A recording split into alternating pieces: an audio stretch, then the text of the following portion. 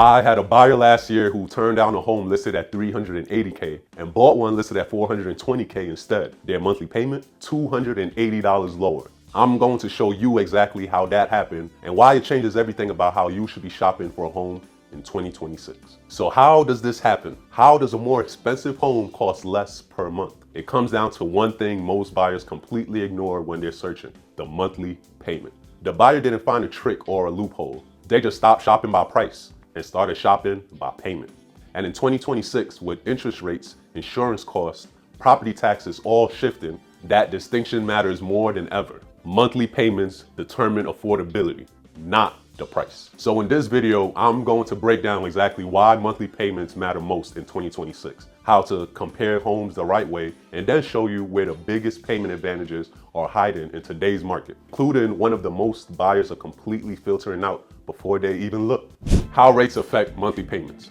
Let's start with rates. A 0.5% change in your interest rate can move your monthly payment by $150 to $300 or more on a typical home, without the price changing at all. A seller dropping their price by $5,000 might save you $25 a month, but locking in a rate that's a 0.5 point lower, that could save you double that every single month for 30 years. Rate is the multiplier that most buyers underestimate. Now, why buyers should compare payments instead of prices. Here's a habit I give every buyer that I work with. Instead of comparing listing prices side by side, compare estimated monthly payments side by side.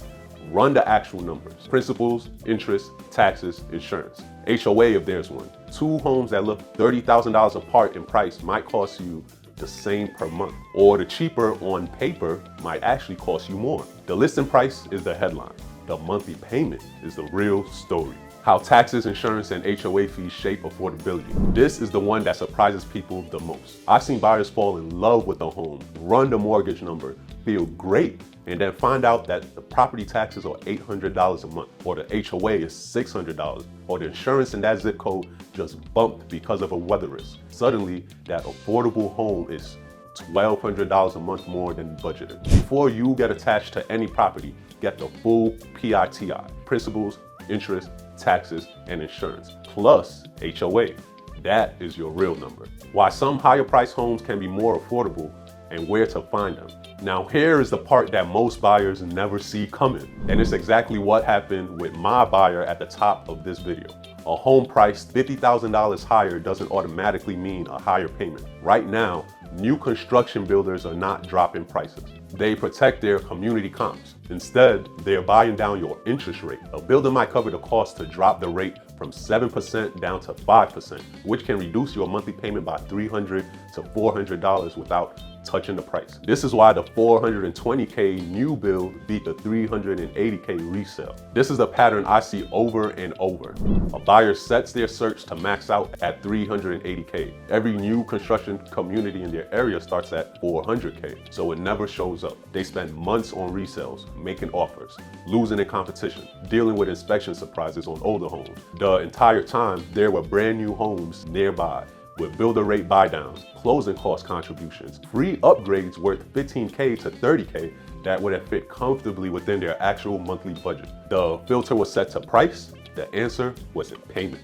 One habit change opens up an entirely different market.